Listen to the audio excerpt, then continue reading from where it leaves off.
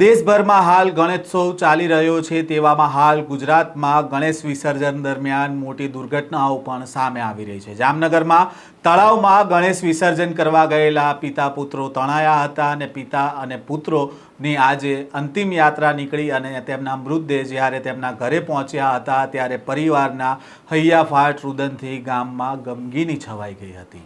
વૈષ્ણવજન તો તેને કહીએ જે પીડ પરાઈ જાનાને રે।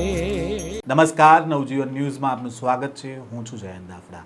જામનગરમાં આજે પિતા અને બે પુત્રોની અંતિમ યાત્રા નીકળી હતી। બાળકોના મૃતદેહને જોઈને માતા બાથ ભીડીને ચોધાર આંસુએ રડી પડ્યા હતા અને આ દ્રશ્ય જોઈને ત્યાં હાજર સૌ કોઈની આંખોમાં આંસુ આવી ગયા હતા। જામનગરના રામેશ્વર નગર વિસ્તારમાં રહેતા પ્રજાપતિ પરિવારના પિતા અને પુત્રો ગઈકાલે ગણેશ વિસર્જન દરમિયાન તેમના મોત થયા હતા, જેમની આજે અંતિમ યાત્રા નીકળી હતી। પિતા અને બે પુત્રોની એક સાથે અર્થી ઉઠતા સમગ્ર વિસ્તારમાં શોકનું મોજું ફરી વળ્યું હતું। અંતિમ યાત્રા દરમિયાન બાળકોના મૃતદેહને ભેટીને હૈયાફાટ રુદન કરી રહેલી માતાને જોઈને ત્યાં હાજર સૌ કોઈ લોકોની આંખો ભીની થઈ ગઈ હતી। અને આ દુર્ઘટનાની વાત કરવામાં આવે તો જામનગરના રામેશ્વર નગર વિસ્તારમાં રહેતા 36 વર્ષીય પ્રિતેશ પ્રજાપતિ પોતાના પરિવાર સાથે ગઈકાલે નાઘેડી પાસે આવેલા તળાવમાં ગણપતિ વિસર્જન કરવા માટે ગયા હતા, જ્યાં પ્રિતેશભાઈ એ પોતાના 4 વર્ષીય પુત્ર અંશ અને 16 વર્ષીય સંજય સાથે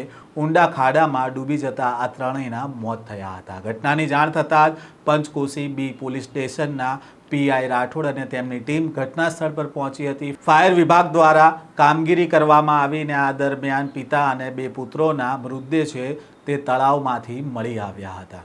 પિતા અને બે પુત્રોની આજે અંતિમ યાત્રા નીકળતા સમગ્ર વિસ્તારમાં શોકની લાગણી છવાઈ ગઈ હતી। અંતિમ દર્શન વખતે મૃતક બાળકોની માતા ભાંગી પડી હતી અને પતિ અને પુત્રોના મૃતદેહને ભેટીને રડી પડી હતી। આ કરુણ દ્રશ્ય જોઈને ત્યાં હાજર લોકોની આંખો પણ ભીની થઈ ગઈ હતી અને એક જ પરિવારના 3 સભ્યોના અકાળે અવસાનથી સમગ્ર વિસ્તારમાં અરેરાટી ફેલાઈ ગઈ છે। જામનગર મહાનગરપાલિકાએ ગણેશ વિસર્જન માટે ખાસ કુંડ બનાવ્યા હોવા છતાં લોકો છે તે અન્ય સ્થળોએ વિસર્જન કરવા જતા હોવાથી દર વર્ષે આવી દુર્ઘટનાઓ બને છે। જામનગર મહાનગરપાલિકા અને સ્થાનિક પ્રશાસન દ્વારા લોકોને ગણેશ વિસર્જન કરવા માટે નિર્ધારિત સ્થળો પર જ વિસર્જન કરવા માટે અપીલ કરવામાં આવી રહી છે। જો કે આવી દુર્ઘટનાને ટાળી શકાય તે માટે તંત્રએ હવે પ્રયાસ શરૂ પણ કર્યા છે। આ પ્રકારના સમાચાર અને અહેવાલો સાથે ફરી મળીશું। નવજીવન ન્યૂઝ સાથે જોડાયેલા રહેજો।